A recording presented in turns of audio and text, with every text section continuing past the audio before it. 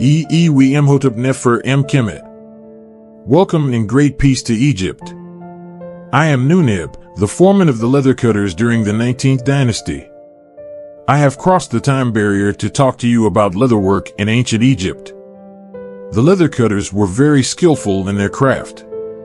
Leatherwork in ancient Egypt was a highly valued craft that played an important role in the economy and culture of our civilization. There are few representations which tackle tanning in ancient Egypt. However, a lot of information can be concluded about this topic from these few illustrations. We used leather for a variety of purposes, including clothing, footwear, armor, and furniture. Ancient Egypt was exceedingly rich in skins, the result of the stock breeding so extensively carried on in our country. Our people were all aware of their value. We considered the skin indeed to be such an important part of the animal, that in our writing, the sign of the skin indicated all mammiferous animals like this cow's skin with a tail, and this water skin. The skins of the panther of the south were valued very highly. The high-rank priests were dressed in panther skin. This and other animal hides such as the fox skin were also delivered to Egypt as part of the tributes presented to Egypt, especially during the New Empire period. They were brought from the Upper Nile and from the incense countries. Less valuable skins such as those of oxen, gazelles, etc. were manufactured into leather. The leather objects which have been found in the tombs prove what a degree of excellence this industry attained, especially under the New Empire.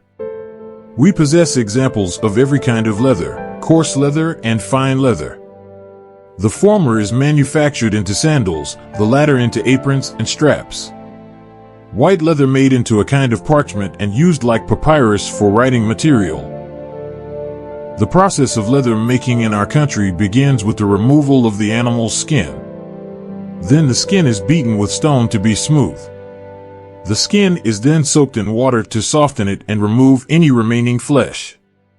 Next, the skin is treated with a mixture of water, salt, lime, and tannins from plants such as acacia or mimosa. This process helps to preserve the hides and make them more durable and resistant to decay. This also removes any remaining hair. And finally, the hide is stretched and pulled with their hands over a three-legged wooden frame until it has attained the necessary suppleness. Once the skin is prepared, it is stretched and dried in the sun. This process helps to make the leather more durable and resistant to water. After tanning and drying, the leather is often dyed using natural materials such as plants and minerals. The leather is then decorated with intricate designs and patterns using techniques such as stamping, embossing, and painting. This scene explains in detail the next steps. A skin is hanging up in the shop, indicating the trade of leather cutters. A leather worker is cutting thongs out of a circular piece of skin. With the usual semicircular knife, he cuts the skin into strips as he turns it round. This is known as the circular cut, which we knew 3,300 years ago, and accordingly, we could obtain the longest thongs from a single piece of leather. Here the leather worker cuts this piece of skin into straight straps. Another worker arranges the separate thongs. He sits on the ground, or on a low three-legged stool, lets out the separate thongs, and keeps them from becoming entangled. The ends of 4 thongs are inserted and fastened into a hollow tube, from the side of which a bar projects, surmounted by a heavy metal ball. The man who twists them holds the tube in his right hand, whirling it around as he walks backward by means of the impetus given by the ball. A band attached to a ring at the other end of the tube goes around his body in order to support it and give it a free action, and the ring turns upon a nut to prevent the band itself from twisting. The thongs are twisted by this leather worker. When this is finished, the twisted thongs are bound together around a hollow center, through which the end is passed, and repeatedly bound over the concentric coils and then hung up in the shop. This is a weight, which gives a better impetus to the tube when thrown around. A shoemaker perforates the sole of a sandal to receive the thong. These are pieces of leather ready to be cut into saws. And these are thongs ready for fixing to the sole. This is an awl. And that is a sloping table. In this scene, the shoemaker now takes the prepared leather and puts it on his sloping table for this purpose. He uses the same kind of knife with a curved blade and short handle and cuts the leather into saws or straps. The necessary holes are then bored with an awl, and the straps are drawn through. The workman was accustomed to doing this with his teeth.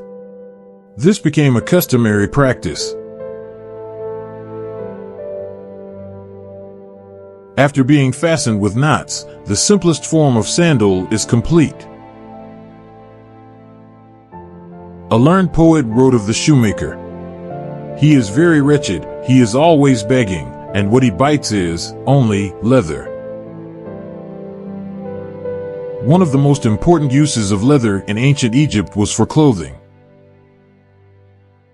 We wore simple garments made from linen and wool, but leather was used for more specialized clothing such as footwear and armor.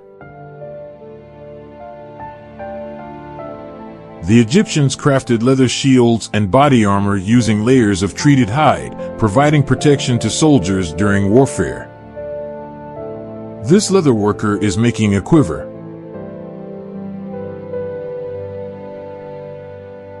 The next is cutting leather into straps.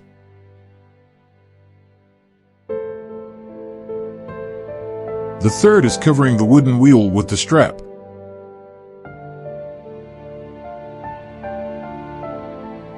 This is part of a chariot that shows a quiver, a spear case, and a bow case. All are made of ornamented leather. Leather was also used to make furniture such as chairs and stools.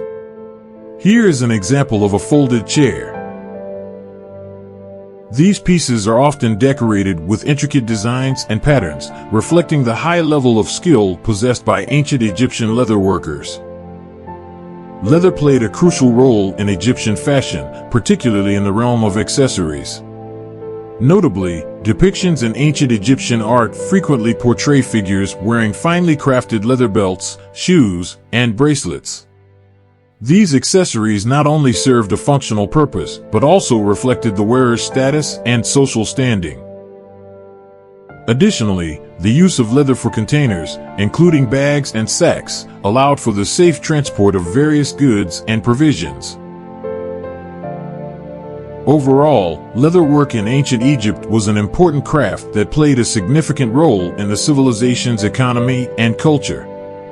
Leatherworking artisans thrived in their ability to create intricate designs and incorporate symbolism into their pieces, further emphasizing the Egyptians' profound understanding of aesthetics.